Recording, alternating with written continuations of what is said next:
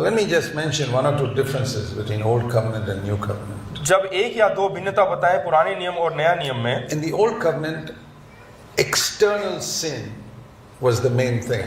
और पुराने नियम में देखते हैं कि बाहरी रूप से जो पाप है उसको देखा You जाता know है। the commandments. आप लोग जो है Ten हुक्मों को, 10 हुक्मों को जानते हैं Don't worship idols. कि आप मूर्ति की पूजा ना करें Don't take the Lord's name in vain. और परमेश्वर का नाम व्यर्थ ना लें Keep the Sabbath. और सबत दिन को माने, Honor your father and mother. अपने माता पिता का आज्ञा पालन करें, Don't kill. आप खून ना करें, Don't steal. चोरी ना करें Don't commit adultery. और व्यभिचार ना करें, When you're in court and swearing, don't tell a lie. और जब आप शपथ लेते हैं तो झूठ ना बोलें। It was all external. ये सब बाहरी रूप है, Except the last commandment. केवल आखिरी वाला। The last one was internal.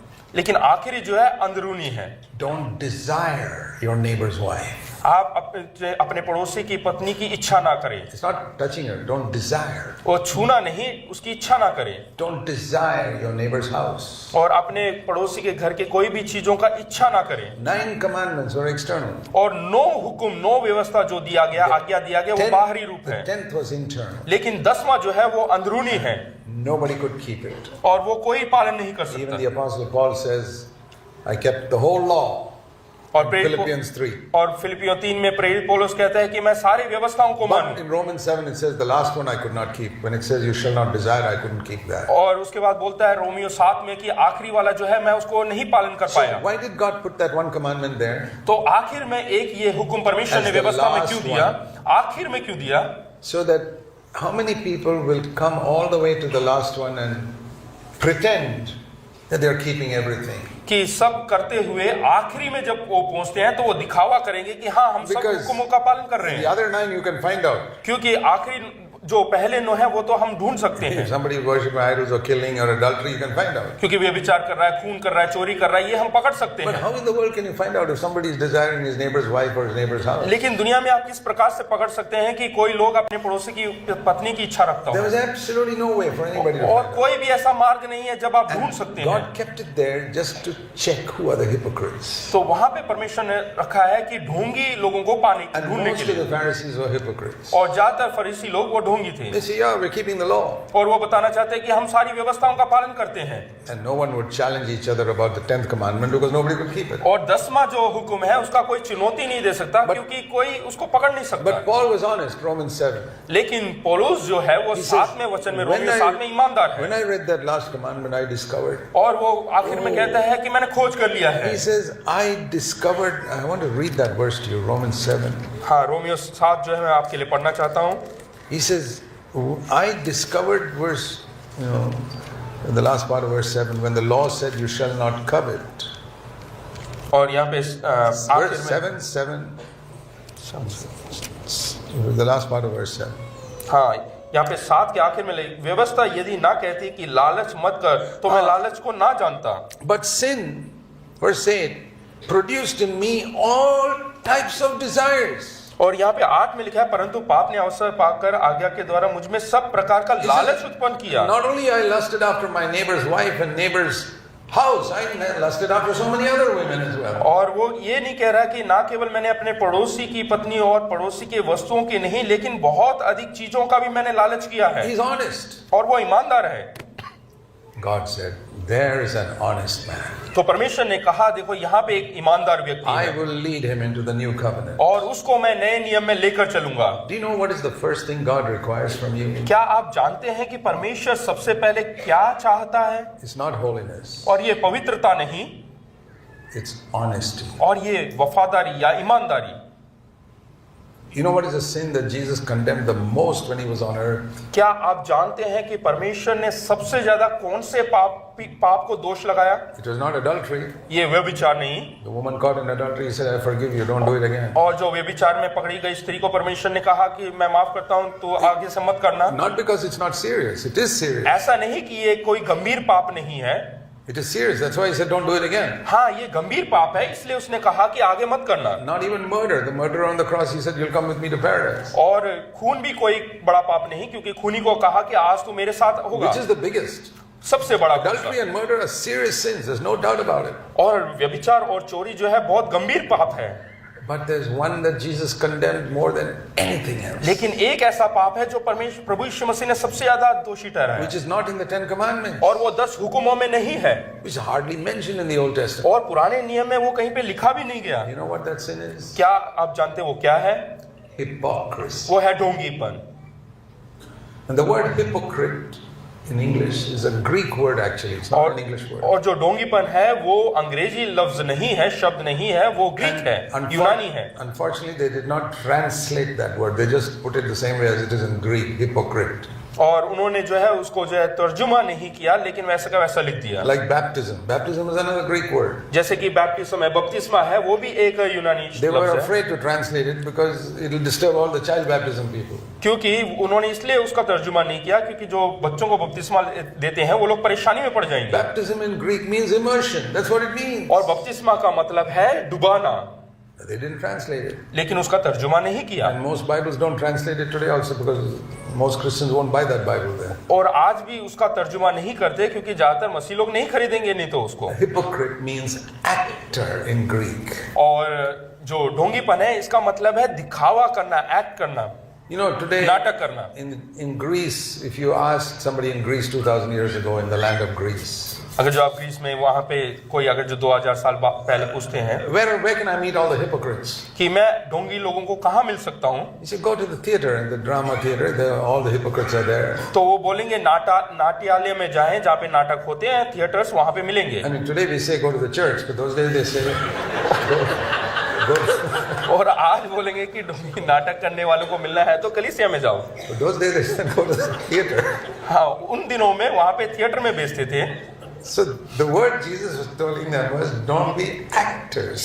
यहाँ पे प्रभु यीशु मसीह कहना चाह रहा है कि आप नाटकबाज ना बने। That is the meaning of hypocrisy. और वही अर्थ है He ढोंगीपन का। condemned it like anything. और उसने सबसे ज्यादा उसी को ही दोषी There's माना a है। whole chapter on it in Matthew 23. और मत्ती रचित सुसमाचार 23वें अध्याय में पूरा एक किताब लिखा And गया what है। is the thing he's telling them? और वो उनको क्या बताना चाह You रहा है? clean the outside of the cup, but the inside is all dirty. और वो बोल रहे हैं कि बाहरी रूप से तो बिल्कुल साफ सुथरे है लेकिन अंदर पूरा मैल है, गंदा है। When you clean a cup in your kitchen sink, जब आप अपने रसोई घर में अपने बर्तन धोते हैं या कप धोते हैं, aren't you more careful to clean the inside क्या- rather than the outside? क्या आप अंदरूनी भाग ज्यादा साफ करते हैं क्या नहीं? We hold a cup with our hands, but we won't put our finger inside. हाँ, हम कप को जो है बाहर से ऐसे पकड़ते हैं लेकिन अपनी उंगली अंदर नहीं डालते।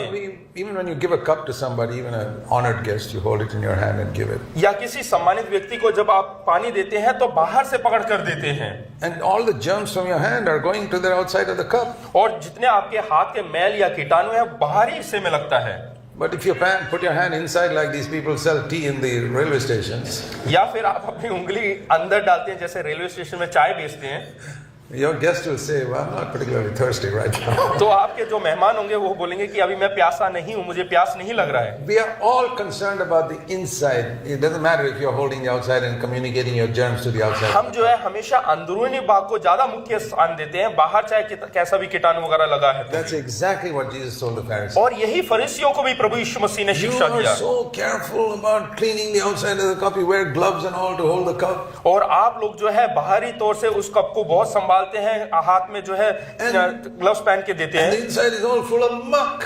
लेकिन अंदर जो है बिल्कुल मैल भरा हुआ है। That is acting. और यही नाटकबाजी है। Giving an impression of being very holy. आप एक छाप दे रहे हैं कि आप एक अच्छे व्यक्ति हैं। It's like these Hollywood actors और जैसे कि हॉलीवुड में जो करते हैं, काम करते हैं, act like Moses or John the Baptist in the movie. जैसे कि वो पिक्चरों में काम करते हैं और दिखाते हैं कि मूसा की जगह वो अभिनय करते हैं, अभिनेत्री के समान। It takes many weeks to make these movies. और कई हफ्ते लगा लेते हैं इस फिल्म को बनाने के लिए। They dress up and they act so holy. और वो इस प्रकार से नाटक करते हैं जैसे कि वो बहुत पवित्र लोग हैं। Okay, 3 hours shooting is over now. और वो शूटिंग हो जाती है, उसके बाद Now I have to go home. उसके बाद घर जाना है। Then I'll be living with my third divorced wife. उसके बाद जो है तीसरी जिसको मैंने छोड़ दिया है, त्याग दिया है, उस पत्नी के साथ रहना है। Drink and watch filthy movies and everything else. और उसके बाद दारू पीना है और गलत मूवियों को देखना। Tomorrow morning come back again, I am Moses. और अगले दिन फिर से आके जो है फिर से नाटक करना है कि मैं मूसा हूँ। Acting. और इसी को ही नाटक कहते हैं। Don't you think a lot of Christians are doing that on Sunday? क्या आपको नहीं लगता कि बहुत सारे मसीह लोग इतवार के दिन यही करते हैं? how they act so holy in their conversation. और आप वो लोग अपने बातों में किस प्रकार से इतने पवित्रता के साथ बात करते Have हैं। you ever heard a man yelling at his wife in a church service on Sunday morning? Have you ever heard a man shouting at his wife on Sunday morning in the church service? क्या आपने कभी एक जवान व्यक्ति को अपने बीवी के ऊपर चिल्लाते हुए देखा है इतवार की This सुबह? is acting. इसको कहते हैं नाटक। To be honest means I'm the same at home as I am in the church Sunday morning. और एक ईमानदार व्यक्ति का मतलब यह है कि आप घर में और कलीसिया में दोनों जगह एक समान हैं। That means I'm always conscious of the presence of Jesus Christ. इसका मतलब मैं पूरा ध्यान देता हूं प्रभु यीशु मसीह के उपस्थिति के बारे में। This is the way to test your hypocrisy. और यही एक परीक्षा है आपके ढोंगीपन होने का या ना होने Now का। imagine one day you hear a knock at the door. ऐसा सोचिएगा कि आपके दरवाजे पे एक दिन खटखटाहट की आवाज आती You है open the door. और आप दरवाजा खोलते हैं Jesus himself is standing there. और प्रभु यीशु मसीह स्वयं बाहर खड़े हैं And he says, I want to spend 3 or 4 days with you. और प्रभु यीशु मसीह कहता है कि 3-4 दिन मैं आपके साथ बिताना चाहता हूँ। What will you say? क्या आप क्या कहेंगे? Come right in, Lord. हाँ, आइए प्रभु जी। And you'll prepare the best guest room for him. और उसके लिए सबसे अच्छा मेहमानगिरी दिखाएंगे, नवाजगिरी दिखाएंगे, अच्छा कमरा तैयार करेंगे। If you don't have one, you'll vacate your own bedroom and give it to him. और आपके पास अगर जो कमरा नहीं है तो आप अपना कमरा खाली करके उसको दे You देंगे will buy the best food and give it to him. और सबसे बेहतर फल उसके लिए खरीद के देंगे। But will you have to change some of your behavior in your house that day? क्या उस दिन आपको क्या अपना स्वभाव कुछ बदलना पड़ेगा? Will you have to speak very kindly to your husband or wife that day? तो उस दिन क्या आपको अपने पत्नी या पत्नी को बहुत धीरे से धीमे से बात करना पड़ेगा? Not the normal way you speak to them. जैसे आम दिनों में बात करते हैं उस प्रकार से नहीं। And certain TV serials that you regularly watch, you will not watch because now Jesus is in the house. और कुछ टीवी प्रोग्राम्स ऐसे हैं जो आप लगातार देख रहे हैं, वो उस दिन आप नहीं देखेंगे। Would you have to hide some magazines somewhere which are lying around? या कुछ मैगजीन जो किताबें हैं वहां पे पड़ी हुई है उनको छुपाना पड़ेगा? Would there be things you have to change in your house because Jesus is there? क्या आपको कुछ घर में कुछ चीजों को इधर उधर करना पड़ेगा क्योंकि प्रभु यीशु मसीह आपके घर में है? And another day, और and दूसरे another दिन, day, third day, और तीसरे fourth दिन, day, चौथे दिन, and you're so well behaved. और आप अच्छी तरीके से जो है वहां पे सबसे बात कर रहे हैं और बर्ताव कर रहे हैं, But it's a strain for you. लेकिन ये एक अलग सा चीज है आपके As लिए। you're about to switch on the TV, you suddenly realize, oh, Jesus is here. जैसे ही आप टीवी चालू करने जा रहे हैं आपको महसूस हो रहा है कि प्रभु यीशु मसीह आपके पास है। And on the fourth day, और चौथे दिन, he says, okay, Jesus, I'm going. और आप बोलते हैं कि यीशु कहता है कि मैं जा रहा हूँ। Of course, you'll say nice words to him. You're so glad to have you and all that. It's great to have you here. हाँ, आप अच्छे अच्छे लफ्ज का इस्तेमाल करेंगे कि हम बहुत खुश हैं कि आप हमारे घर में आए, ये सब बातें And when कहेंगे। he goes away, जब वो जाएंगे what will you say? आप क्या कहेंगे? Now I can relax and be myself. आप एक लंबी सांस लेकर बोलेंगे हाँ अब मैं आराम फरमा सकता हूँ। Then you're a hypocrite. तो आप एक नाटकबाज हैं। We say Jesus is in the house. हम बोलते हैं कि प्रभु यीशु मसीह हमारे घर में है, We don't really want him. लेकिन हम असलियत में उसको नहीं चाहते हैं घर You में। don't believe me. अगर जो आप विश्वास नहीं करेंगे मुझ पर, Spend one day in your house when you go back. आज आप जो है एक दिन वापस जाने के बाद उसके साथ बिताएं Husband and wife remind each other. और पति पत्नी जो है एक दूसरे को From समझ, morning till night, सुबह से लेकर शाम तक you imagine that Jesus is physically there in your house. आप इस प्रकार से सोचे कि प्रभु यीशु मसीह शारीरिक तौर से आपके घर में मौजूद है। If one forgets, let the other remind. अगर जो एक भूल जाता है तो दूसरा उसको याद दिलाए Ask your children to remind you. और उसके बाद अपने बच्चों को बोले कि मुझे याद दिलाए Jesus is here. प्रभु यीशु मसीह आज हमारे बीच में है। How will you do? How will you live that day? तो उस दिन आप किस प्रकार से जीवन जिएंगे? What sort of movies will you watch? किस प्रकार के फिल्म आप उस दिन What sort of देखेंगे? books will you read? किस प्रकार की किताब आप पढ़ेंगे? Will you remember to read your Bible that day in the morning? क्या उस दिन आप याद रखेंगे कि सुबह बाइबल पवित्र कलाम पढ़ना है, Which you don't normally do.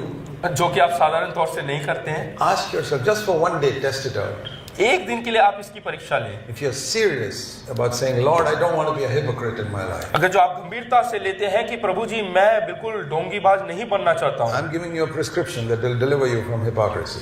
और मैं आपको एक राय देना चाहता हूँ जहाँ पे आप जो है इससे छुटकारा पा सकते हैं ढोंगीपन Once से। you finish that day, और वो दिन बीतने के बाद ask yourself, do I want to live like this every day? आप अपने आप से पूछे कि क्या मैं इसी प्रकार हर दिन जीना चाहता हूँ, Or was it such a strain living like that? और ऐसा बहुत ही अनोखा चीज है जीना। The devil's deceiving you. जो शैतान है वो आपको धोखा देगा। Jesus said, my yoke is easy, my burden is light. प्रभु यीशु मसीह ने कहा मेरा जुआ जो है हल्का है